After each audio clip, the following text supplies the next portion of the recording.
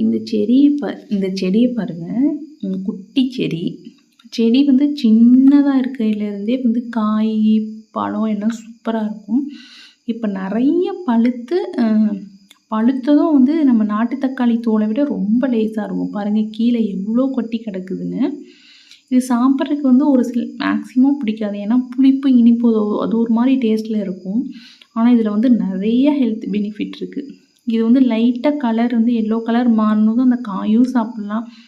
இந்த மாதிரி பழுத்திருக்க பழமும் வந்து சாப்பிட்லாம். இதெல்லாம் வந்து உங்களுக்கு கிடச்சிச்சு அப்படின்னா வந்து இது இந்த எக்ஸ்ட்ராக்ட் மட்டும் எடுத்து வச்சுக்கிட்டீங்க அப்படின்னா நீங்கள் இந்த சாஸ் ஐட்டம்லாம் எதுக்கு யூஸ் பண்ணுவீங்களோ அதுக்கு வந்து யூஸ் பண்ணிக்கலாம். ஏன்னா ஸ்வீட்டும் இருக்கும், புளிப்பும் இருக்கும். கடிச்சா வந்து உள்ளே இப்படி தான் மஞ்சள் கலராக இருக்கும். ஆனால் இதில் என்னென்னா வந்து பழுத்தோடனே வந்து டக்குன்னு கீழே விழுந்து அழுகி போயிடும். அதனால் வந்து செடியில் இருக்கப்பே பறித்து நீங்கள் என்னென்ன யூஸ் பண்ணுறீங்களோ வந்து பண்ணிக்கலாம். நீங்கள் புளி எதுவுமே போடாமல், தக்காளி போடாமல் இதை மட்டும் கரைச்சி ரசம் கூட வைக்கலாம்.